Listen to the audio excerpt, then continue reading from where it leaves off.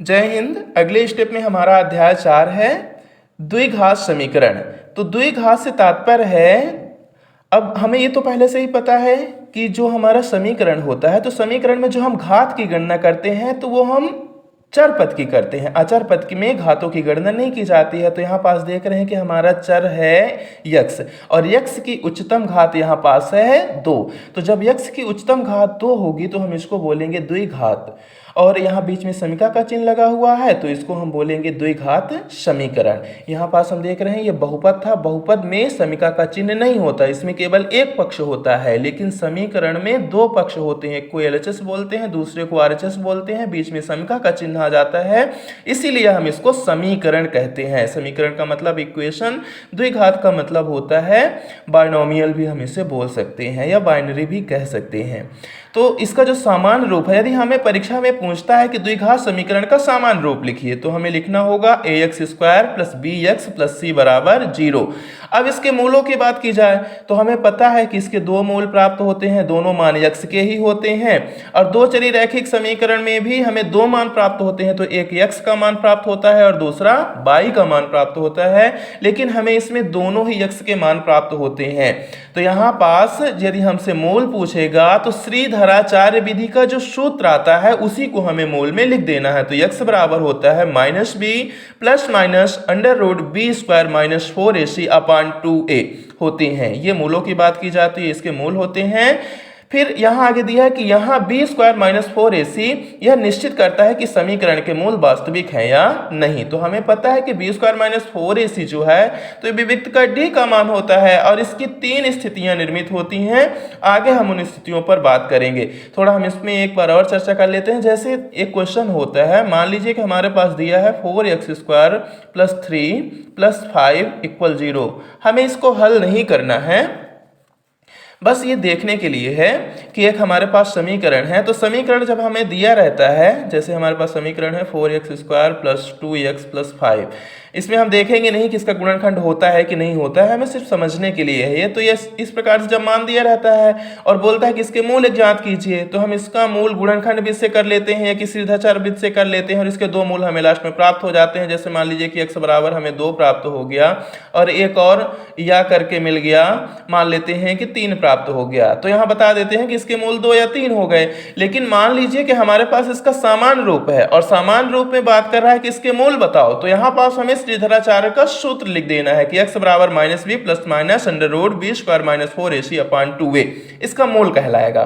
अब इसके बाद हम चले आते हैं विविक्त कर में। तो बी स्क्वायर माइनस 4ac को समीकरण का विविक्त कर, डिस्क्रिमिनेशन कहते हैं, इसे d से निरूपित करते हैं, अर्थात जो विविक्त का d बराबर होता है वो होता है बी स्क्वायर माइनस 4ac।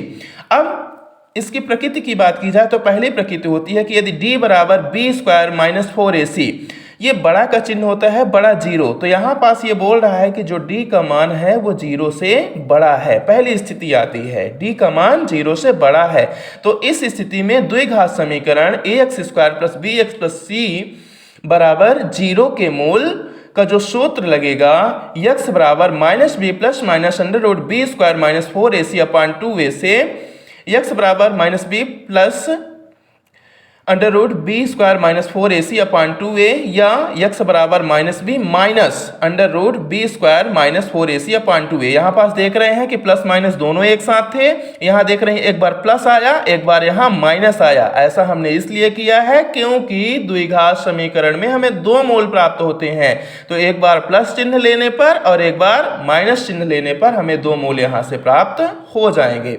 फिर दूसरी कंडीशन है कि यदि d बराबर B square minus 4ac equal 0 है, यानी जो हमारे d का मान है वो 0 के बराबर है, तो ऐसी स्थिति में हमें द्विघात समीकरण ax square plus bx plus c बराबर 0 के मूल सूत्र जो होंगे, तो अब ये वाला जो पूरा का पूरा मान है जो हम पढ़ रहे थे x बराबर -b plus minus under root B square minus 4ac upon 2a, तो इसमें केवल बचेगा x बराबर -b प्लस माइनस 0, ये वाला जो मान है वो पूरा 0 हो जाएगा अपान 2a। तो यहाँ पास देखिए एक बार हम प्लस माइनस दोनों करके लिख दिए, यहाँ हम एक बार क्या करेंगे माइनस बी अपान 2a कर देंगे, और दूसरे में भी क्योंकि अब यहाँ जीरो की तो कोई वैल्यू है नहीं, तो हम प्लस चिन्ह लें या माइनस चिन्ह लें हमें मान समान प्राप्त होगा। तो हम देख रहे हैं कि ये वाला मान और ये वाला मान दोनों बराबर हैं।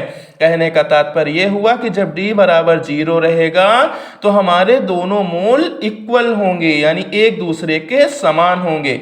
तीसरी कंडीशन आती है कि यदि d बराबर बी स्क्वायर माइनस 4ac छोटा 0, यानी बी स्क्वायर माइनस 4ac का जो मान आएगा वो 0 से छोटा हो जाएगा, तो इसको हम बोलेंगे d छोटा 0, यानी विविक्त कर का मान 0 से छोटा हो जाता है।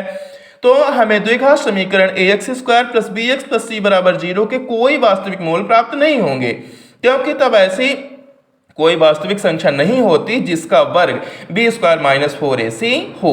कहने का तात्पर्य हमें ऐसी कोई वास्तविक संख्या प्राप्त ही नहीं होगी कि जिसका वर्ग कितना हो, बी स्क्वायर माइनस 4ac हो। इसके बाद हम आगे आ जाते हैं।